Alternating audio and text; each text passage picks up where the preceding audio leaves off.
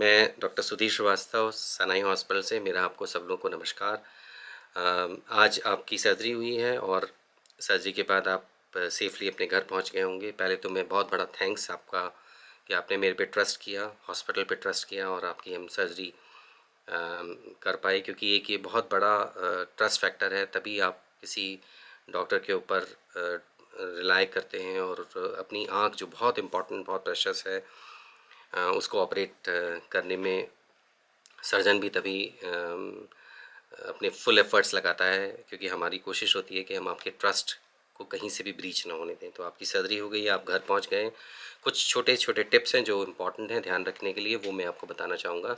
Number 1, बहुत सारे myths हैं कि ये नहीं करना है, वो नहीं करना है, ऐसा कुछ नहीं है। बस बेसिक चीज़ों का ध्यान रखिए कि हमें सफाई से रहना है। हमने आपकी सर्जरी में बहुत छोटे-छोटे से होल्स के थ्रू सर्जरी की है, उनको सील होने में 4 से 5 दिन का समय लगना है।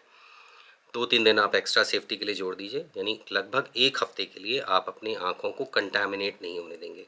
तो कंटैमिनेशन से बचाने के लिए 2 ही मोड कंटैमिनेशंस के हैं, या तो कोई गंदगी आपकी आँखों में हवा से माध्यम से पहुँचेगी या पानी के माध्यम से पहुँचेगी। तो हवा कंटैमिनेट ना करे, इसलिए प्लीज़ घर में रहिए, सफाई से रहिए घर में। अपने घर, आपका कमरा, आपका अपने आबो-हवा जो उसकी हवा है वो आपकी कंट्रोल में है। सफाई आपके रूम में आप सफाई से रह सकते हैं। अगर आप बाहर जाते हैं तो ऑब्वियसली धूल-धक्कड़, जो डस्ट है, वो कंटामिनेशंस आपकी आँख के अंदर जा सकते हैं, इसलिए घर में रहिए। दूसरा, नहाइए, कोई मना नहीं है, प्रॉब्लम नहीं है नहाने में, लेकिन जैसे स्पा में हम लोग अपने हेयर वॉश करते हैं, अगर आपको हेयर वॉश करना है तो ऐसे करिए कि सिर का पानी आँख में ना जाए। और अगर आप सिर पे पानी नहीं डालना चाहते तो आप गर्दन से पूरा नहा नहा सकते हैं। फेस को क्लीन करने के लिए वेट टॉवल से अपनी फेस को क्लीन कर सकते हैं। आइज़ के अराउंड क्लीन करने के लिए आप टिश्यू वाइप्स का यूज़ कर सकते हैं, या बॉइल्ड कॉटन को कटोरे में 15-20 मिनट के लिए खौला लीजिए। फिर अपने हाथों को साफ़ करके रुई को थोड़ा सा निचोड़ के रिंस कर लीजिए, एक्स्ट्रा पानी निकल जाए, और उससे अपनी आइज़ को क्लीन कर सकते हैं। क्योंकि जो दवाएं आप डालेंगे वो आपकी पलकों पे चिपकेगी, और अगर नहीं सफाई करेंगे तो खुजली होगी, इचिंग होगी, फिर आप हाथ आपका कट जाएगा या कुछ भी आप रुमाल उस पे ले जाएंगे जो कि कंटामिनेशन ले जाएगा। तो सफाई से रहना इम्पॉर्टेंट है। कमरे में रहिए, घर में रहिए 1 हफ्ते के लिए। नहाने में आप आँख में पानी बचाते हुए नहाइए धोइए। चेहरे की वेट टॉवल से या बॉइल्ड कॉटन से आँखों के अराउंड सफाई करिए। दवाइयाँ जैसे आपको बताई गई हैं वैसे इंस्ट्रक्शंस डालिए। दवा हमेशा एक ही ड्रॉप डाली जाती है, जो भी ड्रॉप एक्स्ट्रा ड्रॉप्स आप डालेंगे वो वेस्ट होगी, तो एक एक ड्रॉप डालते रहिए जैसे सिस्टर ने आपको इंस्ट्रक्शंस दिए हैं। वो बड़े इंपॉर्टेंट हैं ध्यान रखने के लिए। शुरू के 1 हफ्ते बस ध्यान रखना है। 1 हफ्ते के अंदर आपकी आई स्ट्रेंथ इतना ले लेती है कि और वो जो इंसिजन्स हैं वो हील हो जाते हैं और आई सील हो जाती है, तो प्रोबेबिलिटी ऑफ इन्फेक्शंस बहुत कम हो जाते हैं। तो सब कुछ खाइए पीजिए, कोई खाने पीने को मना नहीं है, चबाने को मना नहीं है, करवट लेने को मना नहीं है, उठना बैठना चलना मना नहीं है, टीवी देखना मना नहीं है, मोबाइल का इस्तेमाल आप कर सकते हैं। जो काम आप आराम से करना चाहें सफाई से अपने घर में, इवन आप ऑफिस का काम भी लाके घर में कर सकते हैं। तो उससे आप जितना उतनी ही देर काम करिए जितनी देर आपको एग्जर्शन नहीं हो। कंफर्टेबल वे में अगर आप आँख का इस्तेमाल कर पा रहे हैं तो वो बिल्कुल कर सकते हैं।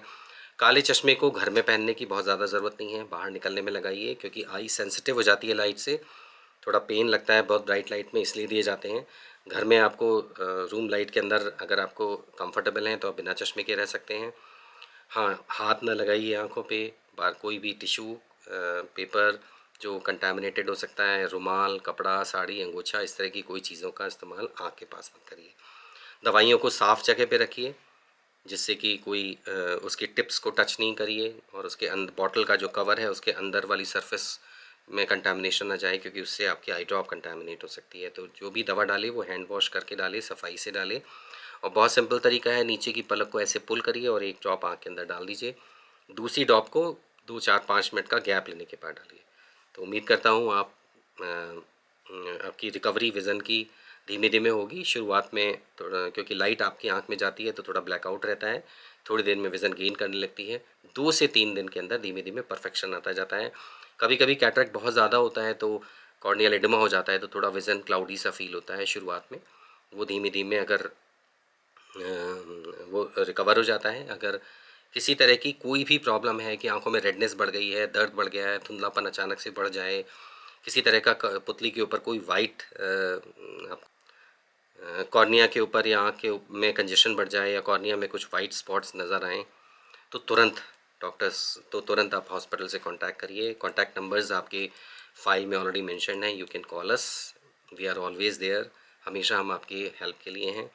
और अगर कोई भी ज़्यादा कन्फ्यूज़न है तो विज़िट कर सकते हैं, अदरवाइज़ उतनी विज़िट करिए जितनी बताई गई है। अननेसेसरी की विज़िट, अननेसेसरी का बाहर निकलना आपकी आंखों में कंटामिनेशन का चांसेस को बढ़ा सकता है। तो मेरी उम्मीद है आप जल्दी रिकवर होंगे, फिट होंगे, अपनी आँख से आप ज़िंदगी भर काम करेंगे। और फिर से धन्यवाद क्योंकि आपने हम पे ट्रस्ट किया। और ये ट्रस्ट बहुत हम लोग के लिए मायने रखता है, क्योंकि किसी को भी अपने आई के ऊपर ऑपरेट करने देने का मतलब बहुत बड़ा विश्वास होता है। तो मैं उम्मीद करता हूँ आपने जो विश्वास मेरे हम लोगों पे जो जताया है और आपकी सर्जरी अच्छी हुई है तो आप रिकवर होंगे और अच्छी तरह से रिकवर होंगे, ज़िंदगी भर आप अच्छे खुशहाल रहेंगे। Thank you very much.